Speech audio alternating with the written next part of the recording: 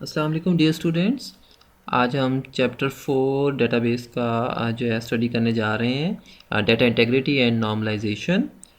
ये चैप्टर इस हवाले से बड़ा इम्पॉर्टेंट है क्योंकि डेटा की जो इंटीग्रिटी है वो बड़ी इंश्योर होनी चाहिए। इंटीग्रिटी कहते हैं कि डेटा जो है वो करेक्ट स्टेट में हो। देखिए, आपने डेटा स्टोर किया डेटाबेस में, लेकिन वो करेक्ट हालत में नहीं है, करेक्ट स्टेट में ही नहीं है। आपने उसको एंटर किया और वो कोई आपने रूल अप्लाई नहीं किया, कोई कॉन्स्ट्रेंट्स वगैरह अप्लाई नहीं की, तो फिर डेटा एंट्री भी रॉन्ग होगी और जो डेटा स्टोर होगा डेटाबेस में वहाँ पर भी बहुत सारी प्रॉब्लम्स रह जाएंगी, बहुत सारी रिडंडेंसीज रह जाएंगी, बहुत सारे प्रॉब्लम्स रह जाएंगी। तो फिर ज़ाहिर है ठीक से फिर डाटा रिट्रीव भी नहीं होगा। अगर स्टोर नहीं होगा ठीक से तो रिट्रीव भी नहीं होगा, रिट्रीव करते हुए भी बहुत सारे डिलेज आएंगे, प्रॉब्लम्स आएंगे, तो इश्यूज़ जो है अपनी जगह रह जाएंगे। तो फिर इन सब को ओके करने के लिए जो है वो नॉर्मलाइजेशन की जाती है। और तो इस वाले से ज़रा देखते हैं। ये वैसे इस चैप्टर में से आपकी डेफिनेशंस जो हैं वो ज़्यादातर आती हैं, तो आपने ज़रा थोड़ा सा कॉन्सेप्ट को ज़रा अंडरस्टैंड करना है, जनरल कॉन्सेप्ट को, और इनकी डेफिनेशंस जो हैं वो आगे जो हैं वो याद रखनी है। What is data integrity? Write the name of its types. देखिए, data integrity means the reliability and accuracy of data, यानी डाटा की एक्यूरेसी एंड रिलायबिलिटी, कि आप उस पर भरोसा कर सकते हो डाटा पर। जब भी आप उसको स्टोर करें, उसको इनपुट करें सिस्टम में, तो वो ठीक से स्टोर हो। It is related to the quality of data, यानी डाटा की क्वालिटी जो है वो आपकी इंटेग्रिटी है। It is maintain with the help of integrity constraints. Constraints की बेस पर आप इस इंटेग्रिटी को इंश्योर करते हैं। कॉन्स्ट्रेंट्स क्या होती है? Rules and regulation. For example, आप यूज़र को बाउंड कर देते हैं, भाई डाटा को इस तरह से एंटर करो, इस तरह से ना करो। आपको वो डाटा गलत एंटर करने ही नहीं देगा। अगर आपने इस तरह से कॉन्स्टेंट्स लगा दी अपने डाटाबेस में, तो वो आपसे रॉन्ग एंट्री नहीं करवाएगा, आपको बाउंड करेगा, बार बार आपको मैसेज देगा कि ये काम आप नहीं कर सकते। These constants are the rules that are design to keep data consistent and correct. और ये इन कॉन्स्टेंट्स की वजह से वो जो रूल्स हैं अप्लाई हो जाते हैं, या फिर डाटा आपका हमेशा कंसिस्टेंट रहेगा और करेक्ट रहेगा। DBMS प्रोवाइड सेवरल मेथड्स, बहुत सारे DBS जो है ना मेथड्स प्रोवाइड करता है इसको एनफोर्स करने के लिए। फॉर एग्जांपल देखिए, यहाँ पे उसने कुछ एग्जांपल्स बताई हैं। आप डाटा को दो तरीके से जो है ना इसकी इंटेग्रिटी को इंश्योर कर सकते हैं। एक तो यहाँ पर है जी एंटिटी इंटेग्रिटी, और दूसरी है रेफरेंशियल इंटेग्रिटी। राइट जी। तो एंटिटी इंटेग्रिटी क्या होती है? हमारे पास देखिए दो तरह की इंटेग्रिटी होती है। एक आपकी एंटिटी इंटेग्रिटी है और एक आपकी रेफरेंशियल इंटेग्रिटी। तो एंटिटी इंटेग्रिटी क्या होती है? एंटिटी इंटेग्रिटी होती है प्राइमरी की से रिलेटेड है ये। और आपको पता है जब आप प्राइमरी की अप्लाई करते हैं ना, तो आपके टेबल का कोई एक कॉलम जिस पर प्राइमरी की आप अप्लाई करते हैं, फॉर एग्जांपल जो यूनिक कॉलम होता है, जिस तरह रोल नंबर का कॉलम यूनिक होता है स्टूडेंट के टेबल में, तो उस पर आप प्राइमरी की अप्लाई करते हैं। प्राइमरी की अगर आप अप्लाई नहीं करेंगे तो फिर ज़ाहिर है वहाँ पर कोई भी रिकॉर्ड रिपीट भी हो सकता है। एक रोल नंबर अगर आपने 2 दफ़ा एंटर कर दिया, 3 दफ़ा एंटर कर दिया, प्राइमरी की भी नहीं लगाई आपने, तो ज़ाहिर है वो जो है ना रूल लगाना पड़ेगा आपको, ताकि वो 2-3 दफ़ा ना ले, वो एक ही दफ़ा ले, उस में रोल नंबर आपका इनपुट ले। तो इसको आप कहते हैं एंटिटी इंटेग्रिटी। यानी प्राइमरी की जब आप अप्लाई कर दें तो फिर एक एंटिटी एक ही दफ़ा आ सकती है। ठीक है। अब एक रोल नंबर, सपोज 22 एक रोल नंबर है, वो अगर 2 दफ़ा आपने एंटर कर दिया, तो यानी 22 की जो एंटिटी है वो 2 दफ़ा आ गई। 22 वाला जो बच्चा है वो ज़ाहिर है बच्चा एक एंटिटी है ना, स्टूडेंट एक एंटिटी है, उसका इंस्टेंस है, वो 2 दफ़ा आ गया, तो एंटिटी की इंटेग्रिटी तो इंश्योर नहीं हुई ना फिर। तो इसलिए आप जो है प्राइमरी की लगाकर आप उसकी एंटिटी की इंटेग्रिटी को इंश्योर करते हैं। और ज़रा देखें, प्राइमरी की लगा दी आपने, कोई वैल्यू नल भी नहीं हो सकती वहाँ पर। वो आपको कहेगा कि भाई नल नहीं रख सकते आप, यानी उसको आप ब्लैंक नहीं रख सकते, पहली बात।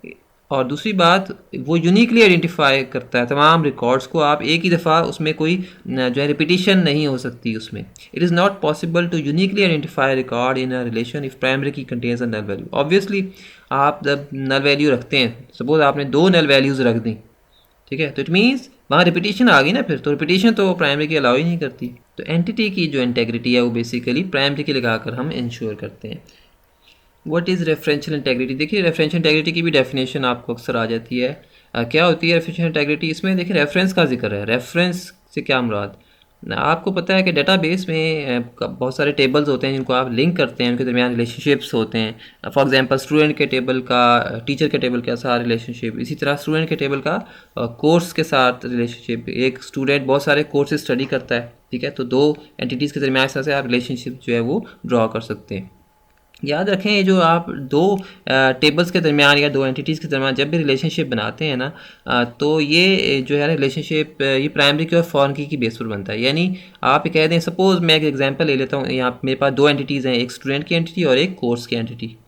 तो स्टूडेंट की एंटिटी में जो स्टूडेंट का रोल नंबर है वो यहाँ पर प्राइमरी की के तौर पर ऐड कर रहा होगा स्टूडेंट की एंटिटी में, स्टूडेंट के टेबल में, और यही रोल नंबर का कॉलम जो है वो कोर्स वाले टेबल में भी रिपीट होगा, वहाँ पर भी आएगा, मगर वहाँ पर वो एज़ फॉरेन की के तौर पर आएगा। तो फॉरेन की में ये रोल नंबर रिपीट हो रहा होगा।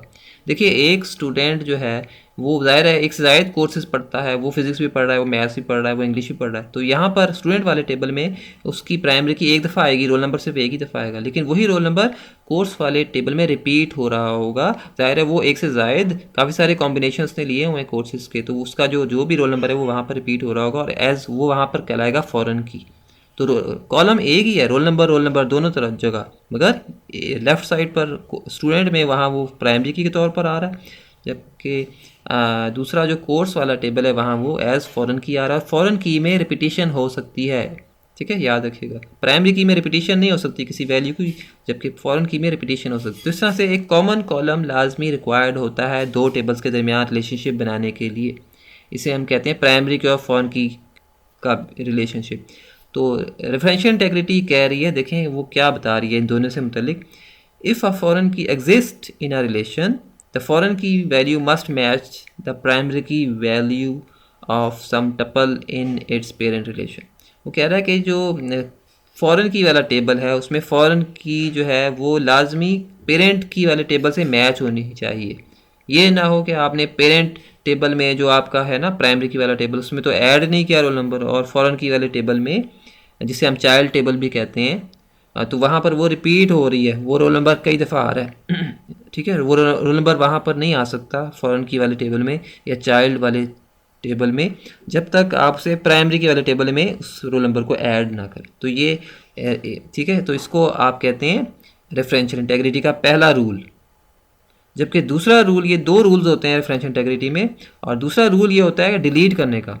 ऐड करें तो पहले प्राइमरी की वाले टेबल में या पेरेंट टेबल में, जबकि डिलीट करें तो पहले चाइल्ड टेबल में से। जिस तरह कोर्स वाला टेबल आपका चाइल्ड टेबल है, और चाइल्ड टेबल में से पहले आपको डिलीट करना पड़ेगा रिकॉर्ड, और फिर ही आप उसको जो पेरेंट टेबल है वहाँ से आप उसको डिलीट कर सकते हैं। यानी जब भी डिलीट करें पहले तमाम उसके चाइल्ड एंट्रीज़ जो हैं फॉरेन की वाले टेबल में या चाइल्ड टेबल भी जिसे कहते हैं, उसमें से आप तमाम एंट्रीज़ को डिलीट कर दें, फिर ही आप पेरेंट टेबल में से उसको निकाल सकते हैं। और जब भी ऐड करें, ठीक है, तो पहले आप पेरेंट टेबल में ऐड करें और बाद में चाइल्ड टेबल में ऐड करें या फॉरेन की वाले टेबल में ऐड करें। तो आपको आइडिया हो गया होगा कि पेरेंट टेबल में कैसे कह रहा हूँ। पेरेंट टेबल में कह रहा हूँ स्टूडेंट वाले टेबल को, क्योंकि वो उसमें प्राइमरी की आ रही है, जबकि वही प्राइमरी की दूसरे टेबल में जहाँ वो फॉरेन की के तौर पर आ रही है उसे मैं कह रहा हूँ चाइल्ड टेबल या चाइल्ड रिलेशन।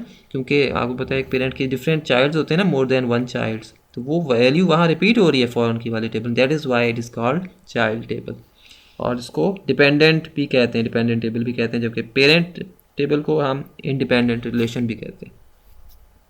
राइट, यहाँ पे यही कॉन्सेप्ट जो है वो बता रहा है रेफरेंशियल इंटेग्रिटी में। बस आपने थोड़ा सा ये जिक्र कर दें तो आपको जो है दो पॉइंट्स आप अगर लिख दें तो आपकी ये डेफिनेशन कंप्लीट हो जाती है। It preserves the defined relationship between relations when the records are added और डिलीटेड। ये वो इसी रिलेशनशिप की बात कर रहा है जो भी मैंने आपको दो रिलेशनशिप बताए, ऐड और डिलीट करने के।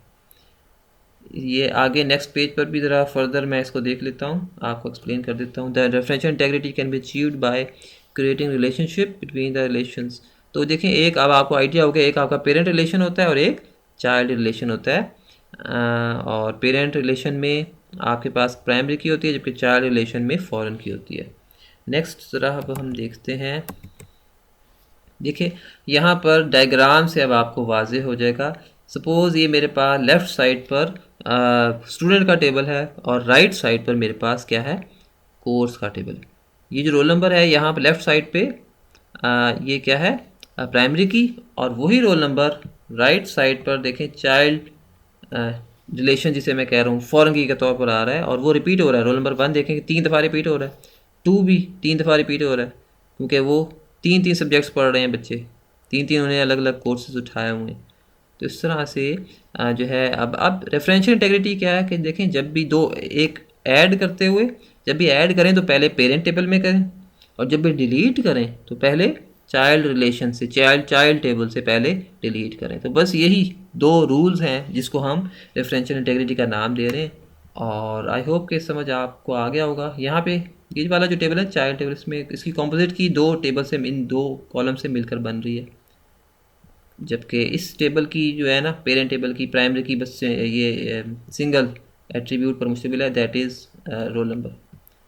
अच्छा जी, ज़रा इसको देख लें। यहाँ पे वो वही बात कर रहा है, a value entered in the foreign key field of the child relation must exist in the primary key field, कि वो फॉरेन की में जो आ रही है वैल्यू, वो पहले प्राइमरी की में लाजमी ऐड होनी चाहिए।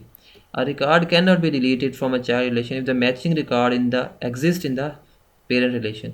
रिकॉर्ड आप चाइल्ड टेबल से डिलीट नहीं कर सकते जब तक वो उसका उससे रिलेटेड रिकॉर्ड पेरेंट टेबल में मौजूद है।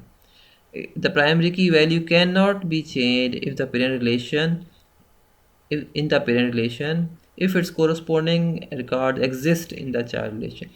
प्राइमरी की वैल्यू से आप कोई भी वैल्यू चेंज नहीं कर सकते जब तक उससे रिलेटेड वैल्यू जो है वो चाइल्ड में मौजूद है। फॉर एग्जांपल मैं कहता हूँ जनाब, ये जो 3 रोल नंबर है ना, 3, उसका रोल नंबर आप चेंज करना चाह रहे हैं लेफ़्ट साइड पर, पेरेंट टेबल में 3 को मैं 5 करना चाहता हूँ, मगर मैं इसको तब तक नहीं कर सकता जब तक मैं इसके जो चाइल्ड एंट्रीज़ हैं जो कि राइट साइड पर चाइल्ड टेबल में आ रही हैं, उसको मैं चेंज ना कर दूँ, उन सबको भी मैं 5 ना कर दूँ।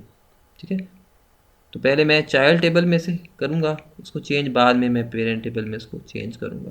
तो इस तरह से ये आपकी दो तरह आज हमने देखी। इंटेग्रिटी दो तरह से आप इंश्योर करते हैं, एक एंटिटी इंटेग्रिटी को प्राइमरी की लगा कर इंश्योर करते हैं, और रेफरेंशियल इंटेग्रिटी को आप प्राइमरी की और फॉरेन की के तहत जो है वो उसमें जो दो रूल्स हैं एडिशन और डिलीशन के, उनको आप इंश्योर करके जो है इसको इंश्योर करते हैं।